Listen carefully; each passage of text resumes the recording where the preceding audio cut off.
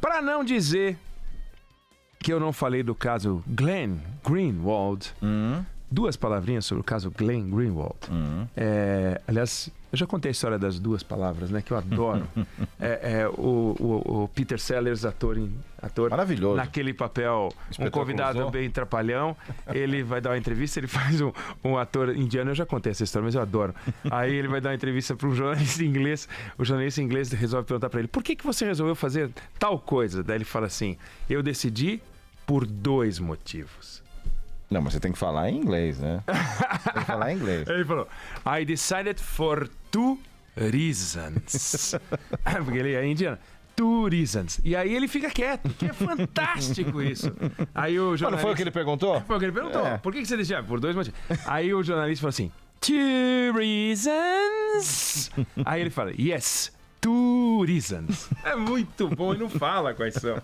Adoro aquilo. Mas o caso do Glenn Greenwald... Todo mundo acompanhou, já foi motivo de comentário aqui, nós já demos essa notícia. Ele foi denunciado, acusado de ter auxiliado, de ter incentivado, de ter orientado a invasão de celulares pelos hackers, né? A invasão de celulares de autoridades brasileiras. E a discussão em torno desse caso é um caso que não tem o menor fundamento, ele não foi investigado pela Polícia Federal, o ministro Gilmar Mendes proibiu que ele fosse investigado. O procurador que o denunciou, Wellington Divino Marques de Oliveira, chegou a dar uma respostinha bem matreira, dizendo assim: mas ele não foi investigado, a gente não descumpriu a ordem do Gilmar Mendes, do ministro Gilmar Mendes. Foi lá e denunciou e tal. Ficou um caso tão ridículo, e a discussão que eu vi sendo travada, e que eu não acho que está errada, mas não é o meu ponto de vista, é que nós temos um caso de atentado à imprensa, atentado à liberdade de expressão, atentado ao Estado de Direito. Não! Quem está na roça é o procurador Wellington Divino Marques de Oliveira. Nós temos um atentado ao Ministério Público Federal. Nós temos um integrante da Procuradoria que faz uma coisa que expõe o Ministério Público de um jeito que é perigosíssimo. Quem tem que ficar preocupado são os procuradores, são os promotores, são os integrantes do Ministério Público para falar: peraí, tem um colega nosso que enlouqueceu. Esse camarada não tá batendo bem. Não é o Glenn. O Glenn não vai acontecer nada com o Glenn. É tão óbvio que ele não tem nada para explicar. Ele está protegido pela lógica, pela verdade, pelos fatos, pela OAB, pelo Estado de Direito, pela democracia brasileira. A democracia brasileira não está em risco. Não existe risco para a liberdade de expressão. Os jornais saíram normalmente hoje, com os seus editoriais, com os seus comentários, com as suas reportagens. Não tem um jornalista que está sendo punido nas ruas. Agora, o Glenn caiu na mão de um lunático.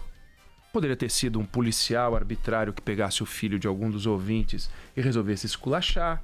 E nem por isso a gente diria que a juventude está em risco. Não, tem um maluco, integrante da força policial, armado, tem um distintivo e resolve usar do jeito errado. Quantos casos não há assim, né?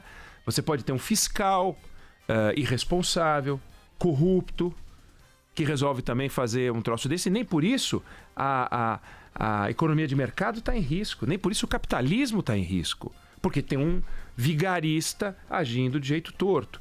O procurador Wellington Divino Marques de Oliveira fez um negócio sem nenhum fundamento. O Glenn tem todos os fundamentos. Por que o Glenn é que está com problema? Quem está com problema é o procurador. O Conselho Nacional do Ministério Público tem um desafio. O que vai fazer com esse caso? Tem lá um procurador que, sem nenhum motivo, sem nenhum fundamento, foi lá e encaçapou o Glenn. Pá! E aí? É tão óbvio, é uma unanimidade. Não teve uma pessoa que dissesse que ele está certo. Então, ele confrontou o Supremo Tribunal Federal. O Supremo Tribunal Federal, quer dizer, um Procurador-Geral da República. Procurador-Geral da República. É que nós já tivemos um bem maluquinho também. Mas é um procurador que faz piadinha com o Supremo Tribunal Federal. E a gente está preocupado com o Glenn. A gente não tem que estar preocupado com o Glenn. A gente tem que estar preocupado com o futuro do Ministério Público. Quando um sujeito desse resolve fazer uma loucura dessa. Então, minha solidariedade ao Ministério Público para que eles fiquem firmes Não vai ser um cara como esse Wellington Divino Marques de Oliveira que vai conspurcar uma instituição. Essa instituição é muito maior do que o Wellington, porque o jornalismo e a democracia e a liberdade de imprensa, essas não estão em risco, gente. Não estão, definitivamente não estão em risco. Não foi uma tentativa de intimidar a imprensa, não. Foi uma tentativa dele se vingar do Glenn. Uma coisa bem porca, vagabunda. O Glenn encheu o saco dele, porque ele não gostou do trabalho que o Glenn está fazendo. Ele foi lá e denunciou o Glenn. Foi coisa, sabe, vendetta, coisa porca, coisa pequena, vagabunda. Não vamos dar isso um status que o Wellington não consegue dar. Ele não arquitetou uma coisa do outro mundo, do outro planeta, não.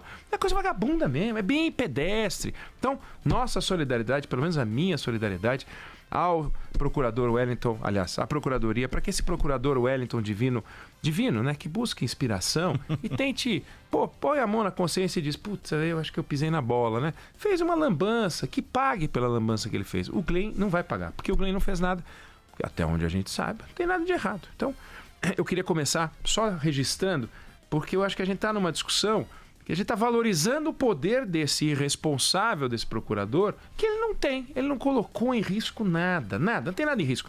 Só a seriedade do Ministério Público. E aí sim, a gente tem que ficar atento para isso.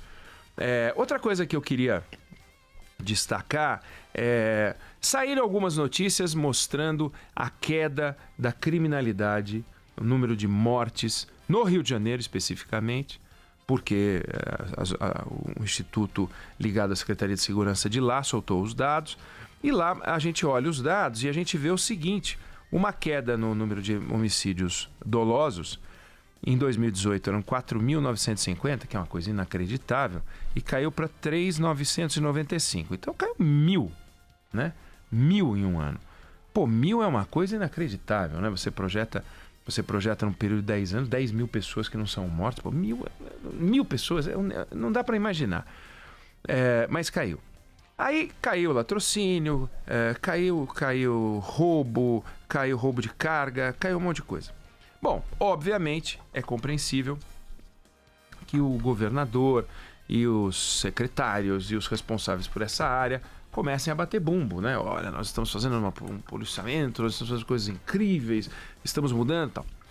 Bom, se a gente for olhar os números de segurança, a gente vai ver que, tirando 3 ou 4 estados, todos os outros derrubaram a criminalidade.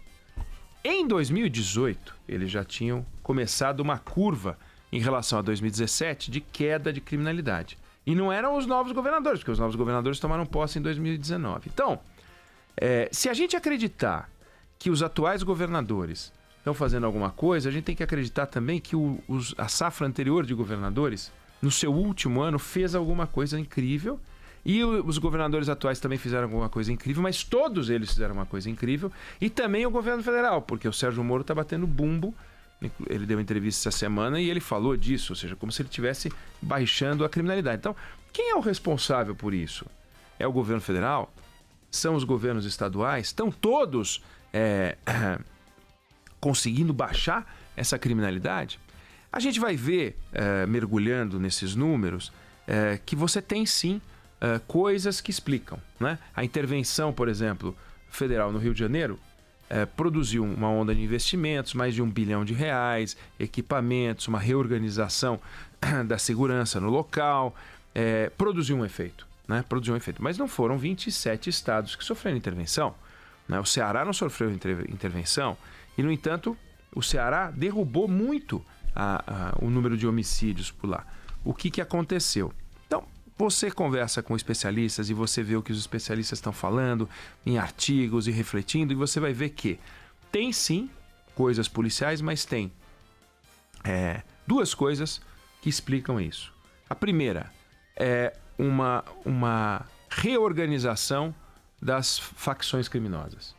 Elas passaram um tempão em vários estados brigando, e nessa briga, fazendo um acerto de contas, elas produziram muitas mortes. Tem estudos internacionais mostrando que o crime organizado produz entre 1/5 e 1/4 das mortes nos países. É muita coisa. Então, se você for pegar o que aconteceu no Rio de Janeiro, caiu de 4.900 para 3.900, Pode ser alguma coisa por aí também que explique. Não só o Rio.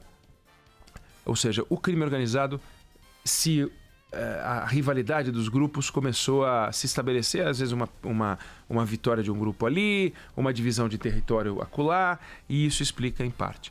Outra coisa que explica também é o crescimento das milícias. No caso do Rio de Janeiro, a expansão das milícias. A milícia, ela não ganha dinheiro matando, ela pode até matar, se precisar, porque ela impõe as suas regras, as suas leis, e as suas leis são baseadas em violência.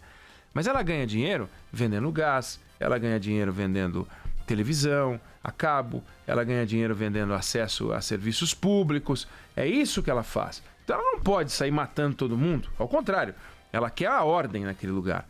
E quando entra a milícia, as coisas se organizam no mundo da criminalidade. Mas é uma criminalidade organizando outra criminalidade. É a criminalidade das milícias organizando a criminalidade, que é essa criminalidade de rua e matança e tal.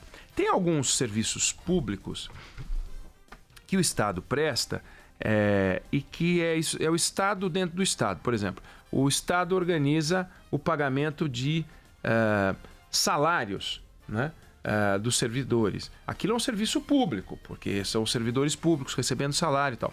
É algo que acontece e que se eles resolverem economizar 10%, na hora aparece o número e você pode dizer a causa da redução foi uma contenção de folha, foi uma demissão, foi uma reorganização, foi uma privatização. Você consegue ver o efeito imediatamente na ação direta do Estado.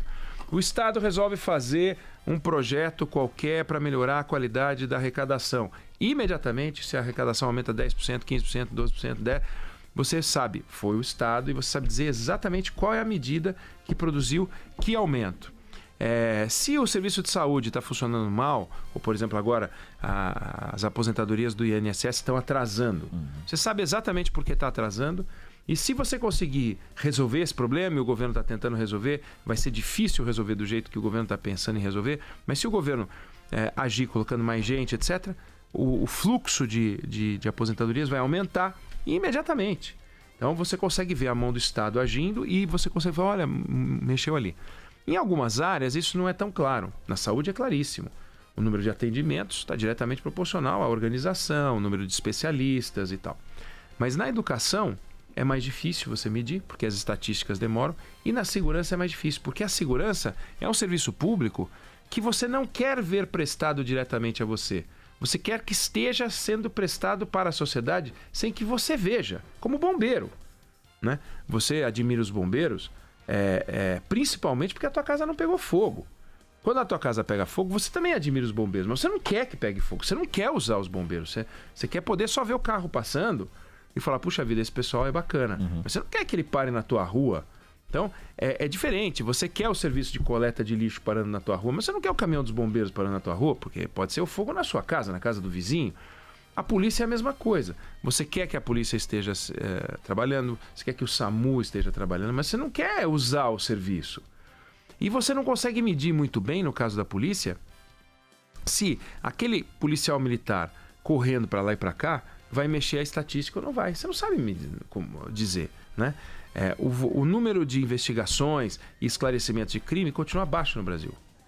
A Polícia Militar continua com seus problemas de deficiência, de estrutura, de mão de obra, de organização, não tem câmera, falta câmera nos uniformes. Então, não tem uma transformação da estrutura policial que justifique as reduções e que os governantes possam dizer, no meu governo eu fiz isso, ele pode até falar, mas que justifique essa queda. E aí todos os 27. Então, lamentavelmente, por um lado, caiu, bacana, mas lamentavelmente, parte da explicação se deve a uma reorganização dos bandidos e das milícias, que também são bandidos, né? E isso segurou e baixou o número. Então não vamos olhar os números como uma grande vitória do Estado. É bom que seja, que continue caindo, mas a gente tem que olhar para... Pode ter uma outra coisa acontecendo, que é uma criminalidade organizando a criminalidade. E isso não é bom.